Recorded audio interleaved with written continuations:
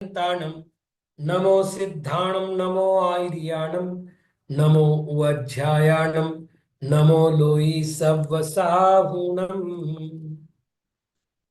हम तद्दित प्रकरण को पढ़ रहे हैं।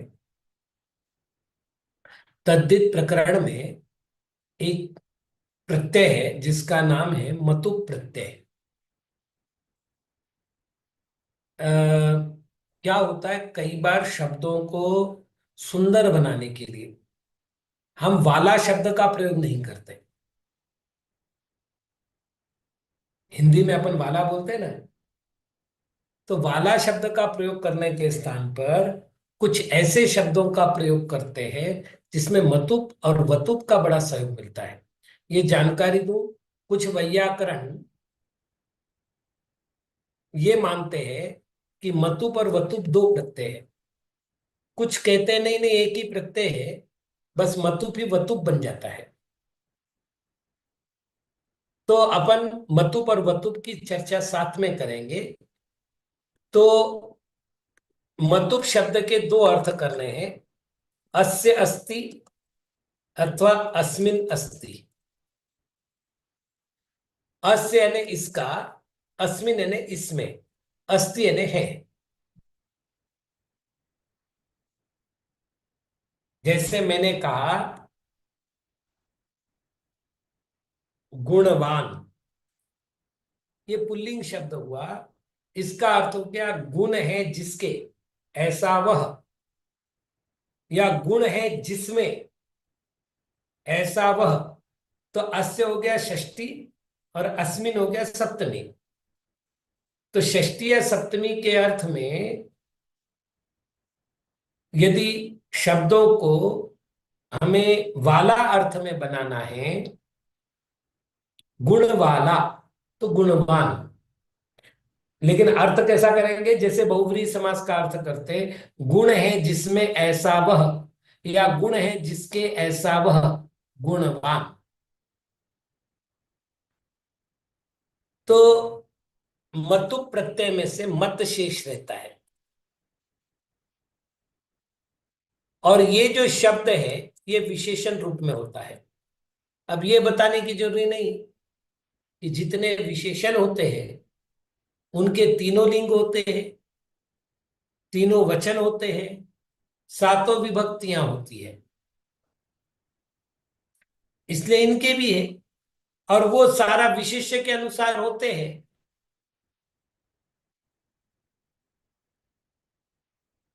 कोई दिक्कत नहीं आएगी रूबी दीदी, गुण युक्त भी करे तो भी। अस्य अस्ति या अस्मिन अस्ति, ये दो मुख्य अर्थ अपन ध्यान में रखें। फिर अर्थ हम कैसे कर रहे हैं वो अपनी बुद्धि पर है। कई बार मतलब एक ही वाक्य को हम अनेक प्रकार से कथन करते हैं। तो ये तो अपने ऊपर है कि अपन कथन कैसे कर रहे हैं, लेकिन सामान्य रूप से इनका प्रयोग होता है। तो ये विशेषण के रूप में है, इसलिए तीनों लिंग, तीनों वचन, सातों विभक्तियों में इनका प्रयोग होता है। अब एक बात करते हैं जो सबसे महत्वपूर्ण है। बिल्कुल बिल्कुल, विशेष्य को लग करके आते हैं, और विशेष्य के तीनों लिंग, तीनों वचन, सातों विभक्तियां हैं। इसलिए विशेषण कोई भी हो, उसके तीनों लिंग, तीनों वचन, सातों विभक्तियां होगी। अब प्रयोग अल्प हो, प्रयोग बहु हो, वो प्रयोग के आधार पर।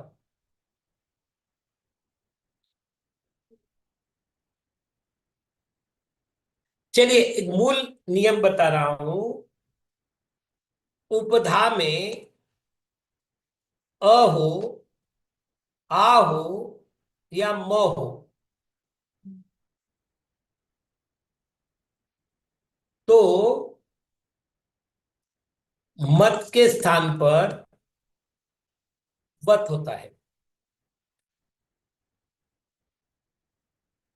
तो हाँ? तो फिर मत के स्थान पर वत होता है तो वती नहीं बनेगा, फिर वती बनना वती बनेगा। चाहिए ना। हाँ, सुस्नेहवती, सुसने मति नहीं। जी, नाम बदलो। सही चलिए आगे। दूसरा, अंत में वर्ग के प्रथम 4 वर्णों में से कोई एक होने पर भी मत के स्थान पर वत होता है।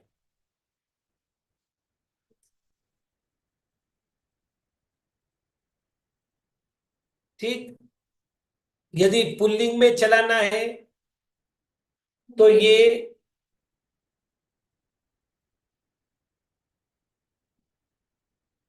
मान बनेगा एक वचन में, और सरल सरल कहे तो ये भवत की तरह चलेगा।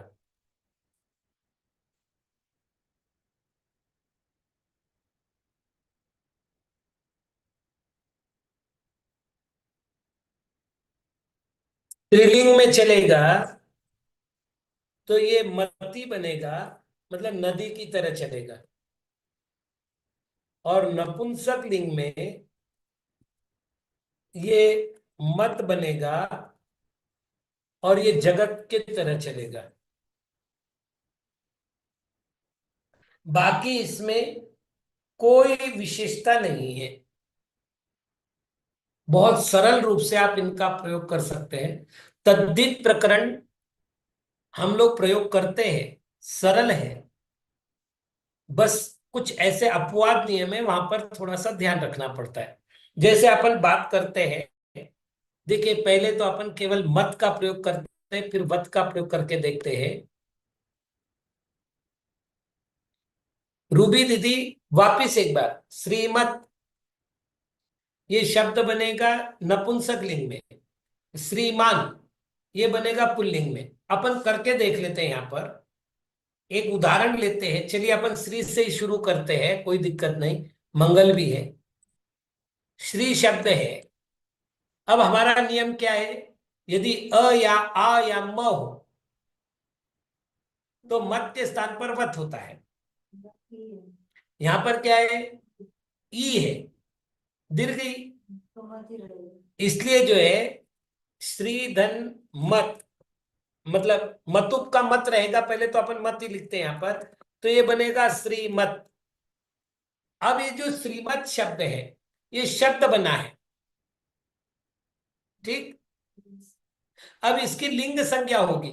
अब इसके रूप बनेंगे श्रीमान, श्रीमंतौ, श्रीमंतः प्रथमा, श्रीमंतम, श्रीमंतौ, श्रीमतः द्वितीया, श्रीमता, श्रीमद्भ्याम, श्रीमद्भिः तृतीया, श्रीमते, श्रीमद्भ्याम, श्रीमद्भ्यः चतुर्थी। ऐसे सातों लिंग, सातों विभक्तियों के कर लो, है ना। अब यदि इसी को स्त्रीलिंग में बनाना है तो यहां तक तो देखिए कोई अंतर नहीं आना है।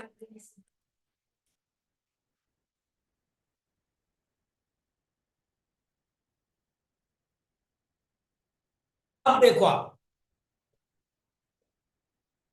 चूंकि नदी शब्द बनाने के लिए अपने को गिश प्रत्यय करना पड़ेगा, तो हमने इसमें गिश प्रत्यय किया है और ये हो जाएगा श्रीमती शब्द। अब नदी शब्द की तरह बना लो, तो श्रीमती, श्रीमत्योः, श्रीमत्यः प्रथमा, नदी नद्यौ नद्यः, श्रीमत्यौ।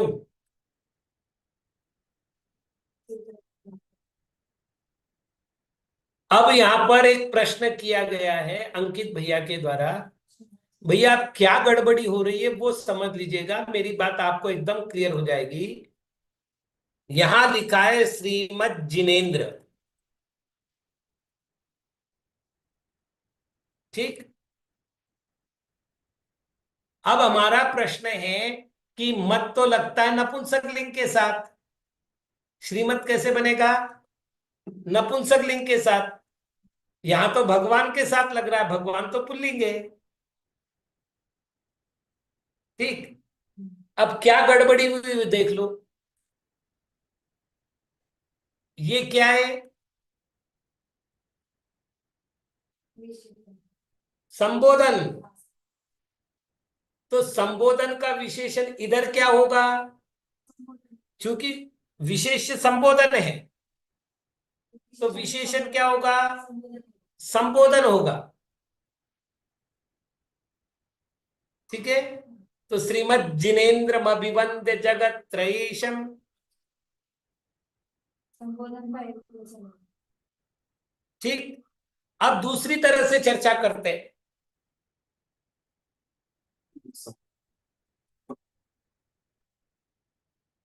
संबोधन आत्मा का, बिल्कुल प्रतिमा का, आत्मा का पहला, बिल्कुल तो एक वचन मतलब कि श्रीमत।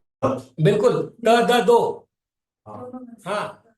नहीं, अब थोड़ा सा एक काम करो। मैं जिनेन्द्राय लिख रहा हूं, मेरी बात को ठीक से समझ लेना आप। अभी इधर कुछ नहीं लिख रहा हूं मैं, इधर लिख रहा हूं जिनेन्द्राय। तो ये जिनेन्द्राय कौन सी विभक्ति है? चतुर्थी। वचन कौन सा है? एक वचन। तो यहां पर इसका विशेषण क्या होगा? श्रीमते जिनेन्द्राय। विशेषण हमेशा भी अभी अभी रुको, ऐसे नहीं माता जी, ऐसे नहीं बोलना अभी। अभी पहले आप निश्चित कर लो। ठीक है।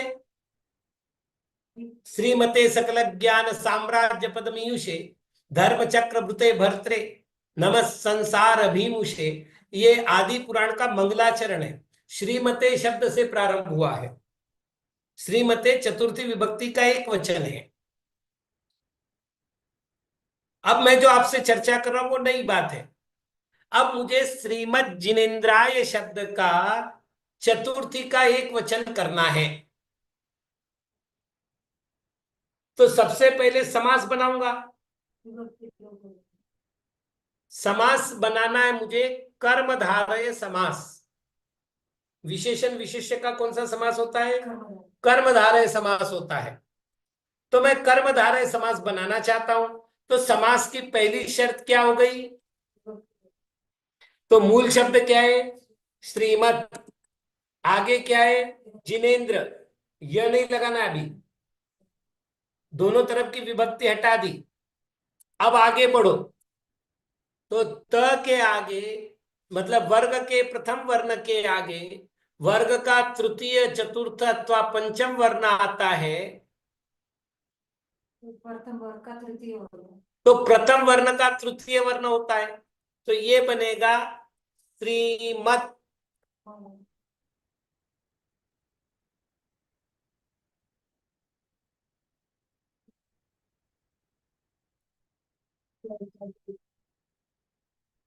आगे,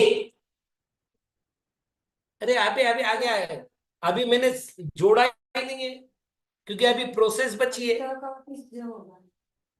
यदि त वर्ग के आगे च वर्ग होता है तो त वर्ग का च वर्ग होता है। ठीक। तो ये बनेगा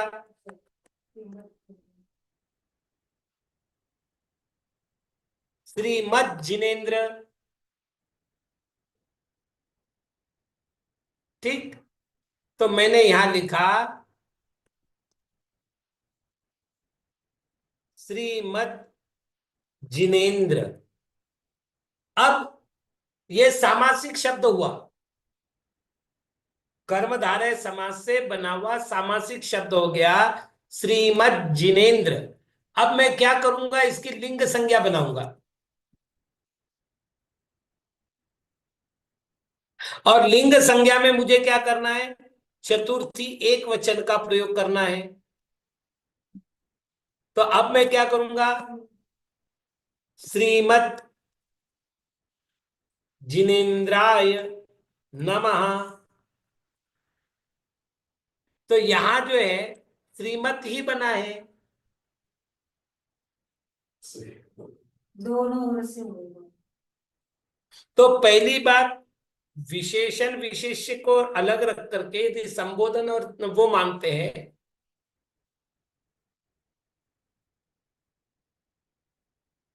हाँ रूबी दीदी। नमस्ते गुरुदेव। मुझे ये जानना है कि ये बना तो श्रीमत का ही मतलब चेंज हो के श्रीमज बन गया ना, लेकिन श्रीमान तो नहीं बना ये। अरे भगवान, चलिए, श्रीमत शब्द बना था, इसका प्रथमा विभक्ति का रूप हमने कहा भवत की तरह बनना चाहिए, तो भवान भवंतो भवंता प्रथमा, तो श्रीमान श्रीमंतो श्रीमंतः प्रथमा, तो श्रीमान तो बन गया। वो प्रथमा विभक्ति का एक वचन बना है। नहीं, एक वचन थोड़ी, यहाँ लिखने में तो श्रीमत जिनेन्द्र श्रीमती आ रहा है, लिखने में तो श्रीमती आ रहा है, श्रीमज आ रहा है ना। मैं ये समझना हाँ चाह रही श्रीमत हूँ। आएगा। हाँ, तो वही पूछना चाह रही थी ना मैं।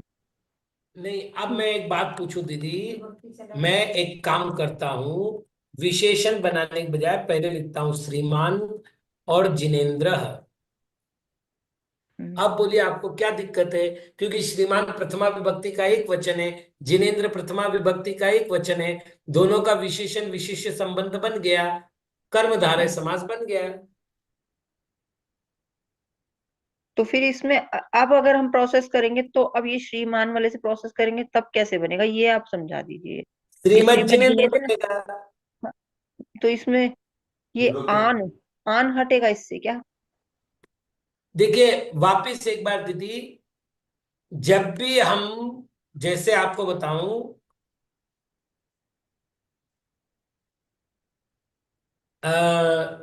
तद्वेधा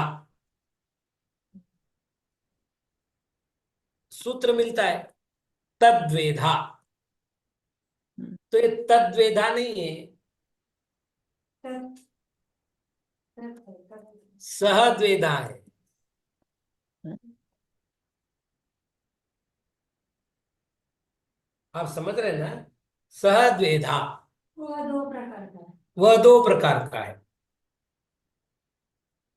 तत्त्रिधा, तो सत्रिधा, जैसे मैं लोक का वर्णन कर रहा हूं, तो जी। मैंने कहा तत्त्रिधा, लोक तीन प्रकार का है, तो तत्त्रिधा का अर्थ क्या होगा? सत्रिधा। अब जब सत्रिधा को आप समास बनाएंगे तब क्या करेंगे?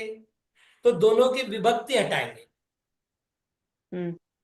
दोनों की विभक्ति हटाएंगे, तो स की विभक्ति हटाने बाद यहाँ क्या बचेगा? तो तत् बचेगा। अच्छा, अब समझ। होता है सब। मूल शब्द क्या है? तत्। तत्। श्रीमत।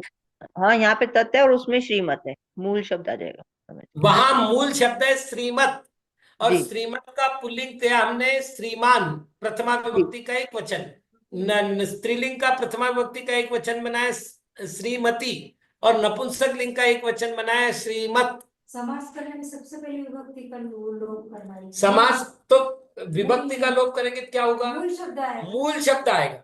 जैसे हम्म तत् शब्द का मूल शब्द क्या होगा? ये स शब्द का तत् तत्, क्यों? मूल शब्द। क्योंकि सर्वनाम में स नाम का कोई शब्द ही नहीं है, तत् का रूप हम्म बनता है। तत् का रूप है। सा क्या है? तत्, जैसे मैं कहूं स्त्रीलिंग का। सा त्रेधा, मान लो मैं बात कर रहा हूं विद्या की, सा त्रेधा, विद्या तीन प्रकार की, तो सा त्रेधा को मैं समास बना करके क्या बोलूंगा? तत्। तत्त्रेधा या तत्त्रिधा, है ना? तत्त्रिधा। तो आप मुझे बताइए तत्त्रिधा का जब हम समास विग्रह करेंगे तो क्या करेंगे? समास विग्रह में सा बनेगा। सा त्रिधा। क्यों? विभक्ति लगानी पड़ेगी। विभक्ति लगानी पड़ेगी। विग्रह। और जब समास को बनाएंगे तब क्या करेंगे? विभक्ति हटाएंगे, तो सा की जगह क्या करोगे? तत् करोगे। तो वापिस एक बार यहां आप देखो, श्री मूल हमारा शब्द है और मतुप हमारा प्रत्यय है, तो हमारा शब्द क्या बना? श्रीमत बना। तो मूल शब्द क्या हो गया? श्रीमत।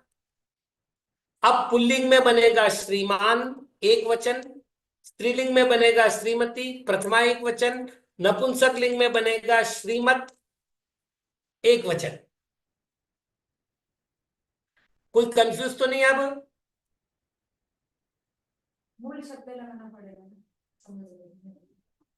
धवल मंगल गानर वाकुले,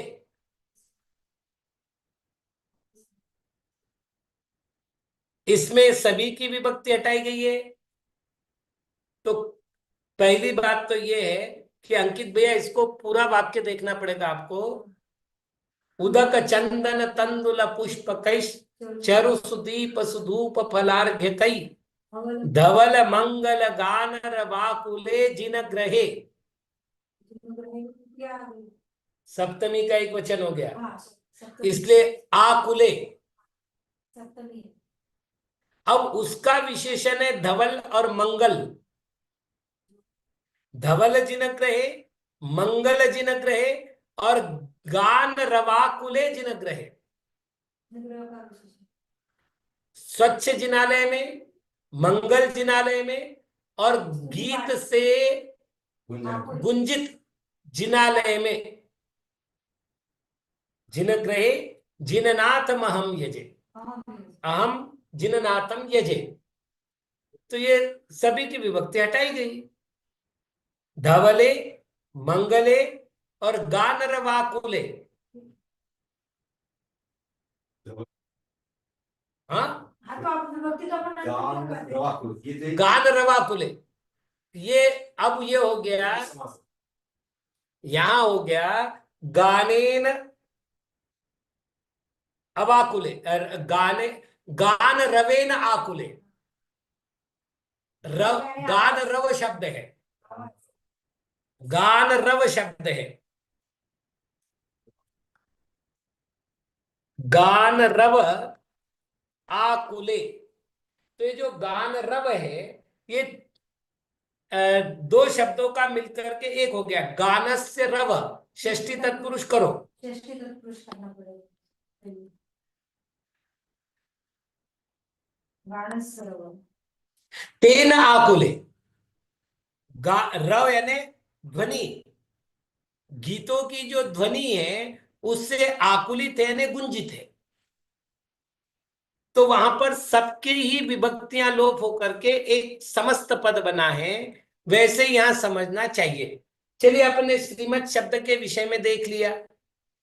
मेरे ध्यान में इतना पर्याप्त है इस विषय पर। कुछ उदाहरण और देखते हैं। अब ये ह्रस्व शक्ति शब्द है, तो ये बनेगा शक्तिमत। अब इसका क्या बनेगा? शक्तिमान, शक्तिमती और शक्तिमत। शक्ति वाला, शक्ति है जिसमें ऐसा वह, शक्ति है जिसकी ऐसा वह। तो यदि शस्त्रम कहेंगे तो शक्तिमत शस्त्रम। किसी स्त्री की विशेषता बताएंगे तो शक्तिमती, किसी पुरुष की विशेषता बताएंगे तो शक्तिमान। ठीक। भानु, तो ये हो जाएगा भानुमत।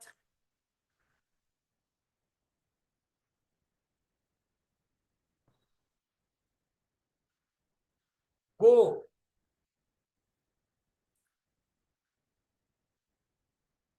तो गोमत। ठीक।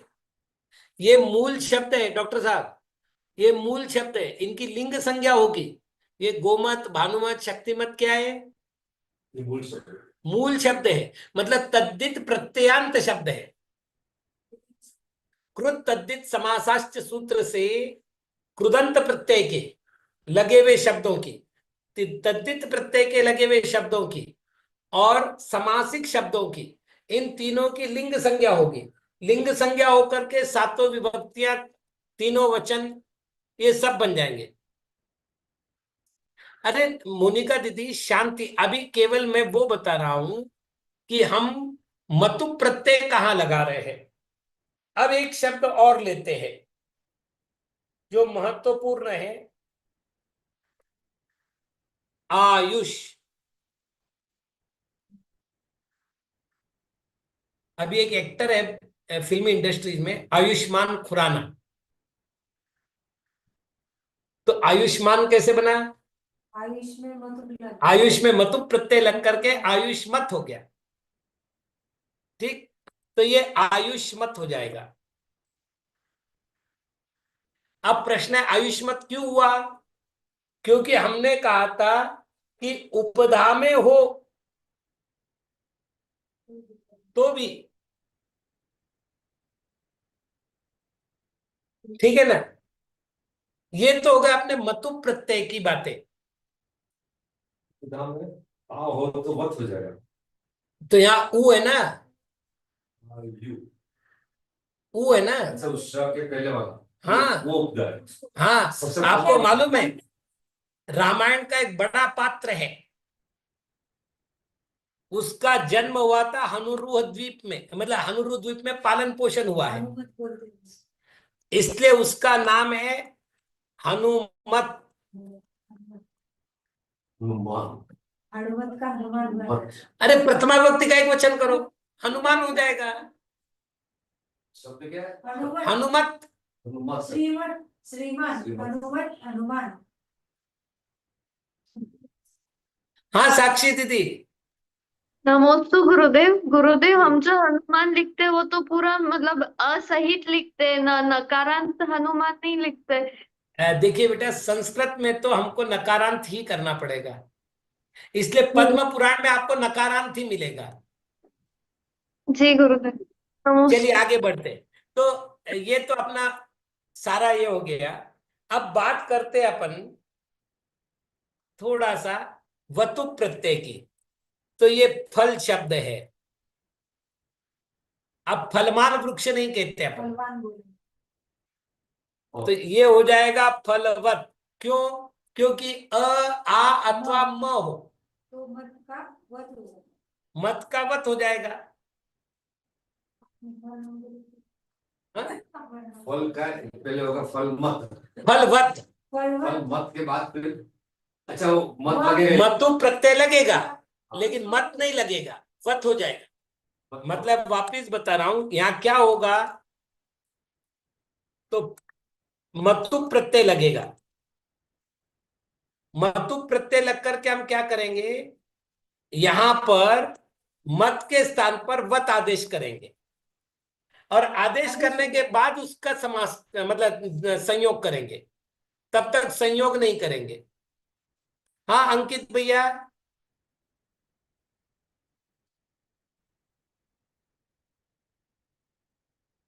मैं इधर से अनम्यूट कर चुका हूं। महर्षि उपधा में जी फल में उपधा में ला नहीं लेंगे, आ क्यों ले ना, रहे हैं? जरूरी नहीं ना, अंत में अ है, काम हो नहीं गया तो अपन ने नियम तो उपधा में आ और ना। माँ का केवल लिया है उपदा में अंत नहीं, में। उपदा में या हाँ अंत में। अच्छा यहाँ उपदा में और अंत में भी लो। जी जी ठीक है। ये तो उपधा का नमस्ते। सबसे पहला शब्द है वो होता ना ना, पूर्व अंत्यात पूर्व उपदा। है। हाँ, और मतलब एक व्यंजन से पहले, जैसे आयुष में यू उपधा है, उ उ उपधा हुई, यहां पर जो है डायरेक्ट फलवत हो गया। अब इसी तरह विद्याधन मतुप, तो क्या होगा, विद्याधन वतुप, और होगा विद्यावत, इसलिए विद्यावती होगा। स्त्रीलिंग में विद्यावती, पुरुष होगा तो विद्यावान। ठीक, अब अपन बात करते, देखो एक शब्द और लेते हैं, नभस धन मतुप। अब बोलिएगा क्या करूं, अब नभवान हो जाएगा। अंत्य उपधा में वो है ना। उपधा में अ है, इसलिए नभस धनवत। अब करो नभवत नभस्वत। भाई स थोड़ी जाएगा, हमने कोई लोप करने का तो कहा नहीं। इसलिए सारस्वत, सारस्वत, इसीलिए सारस्वत बना। कौन सा शब्द से बना है? सारस्वत सरस्वती। सरस्वती से। का सारस्वत हो गया। ई है सरस्वती। अरे स्त्रीलिंग में हो गया सरस्वती। चलिए, तो कुल मिला करके मतुप और वतुप प्रत्यय का प्रकरण पूरा हुआ। आज इतना ही। ओम नमः।